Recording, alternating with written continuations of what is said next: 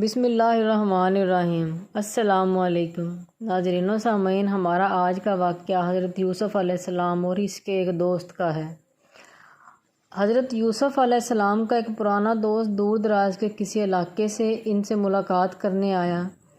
حضرت یوسف علیہ السلام اسے دیکھ کر بہت خوش ہوئے، اور چونکہ دونوں بہت گہرے دوست تھے، اس لیے بے تکلفی اور محبت کے تکیے پر ٹیک لگا کر بیٹھے دوست نے یوسف علیہ السلام سے ان کے بھائیوں کے ظلم اور حسد کا حال پوچھا تو آپ نے جواب دیا۔ وہ قصہ اصل میں زنجیر آہنی آزمائش تھا اور میں شیر۔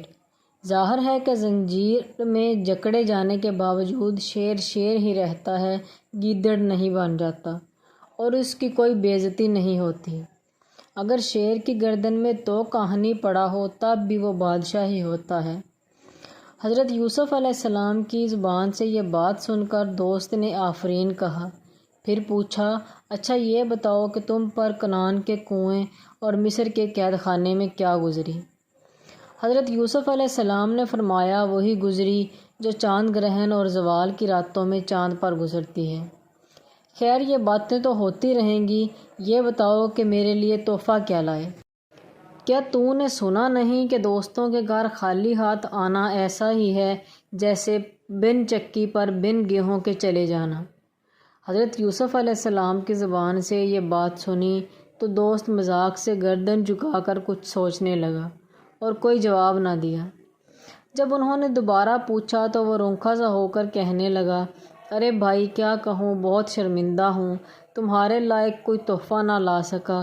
بہت سوچا مگر کوئی چیز ایسی نظر ہی نہ آئی جو تمہارے قابل ہو۔ بھلا میری کیا مجال کہ گوہر کے ایک چھوٹے سے دانے کو جواہر کی اتنی بڑی کان میں لاتا، یا ایک حقیر قطرے کو بحر بے کراں تک پہنچاتا۔ اگر اپنا دل جگر بھی تیرے لیے بطور تحفہ لاتا تو اس حق سے عہدہ برآ نہ ہو سکتا تھا۔ تیرا حسن وہ حسن بے مثال ہے جس نے مجھے عاجز کر دیا۔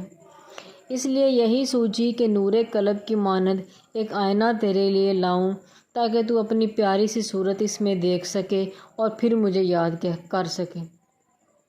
یہ کہہ کر اس نے آئینہ نکال کر حضرت یوسف علیہ السلام کی خدمت میں پیش کیا، کیونکہ کہتے ہیں کہ حسینوں کے سامنے جب آئینہ آتا ہے تو پھر وہ اسی میں محو ہو جاتے ہیں اور اپنا تماشا آپ کرتے ہیں۔ ناظرین و سامعین، ہماری اس کہانی کا مطلب یہ ہے کہ جب لوگوں کو آئینہ دکھایا جاتا ہے تو وہ صرف اپنے آپ میں گم ہو کر رہ جاتے ہیں۔ جیسے زرافے نے پانی میں اپنا عکس دیکھا تھا تو وہ اپنی خوبصورتی دیکھ کر بڑا خوش ہو گیا تھا، بالکل اسی طرح انسان کے سامنے اگر شیشہ کیا جائے تو وہ صرف اپنے آپ کو خوبصورت سمجھتا ہے، یعنی اپنے منہ میاں مٹھو بننے والی بات ہوئی۔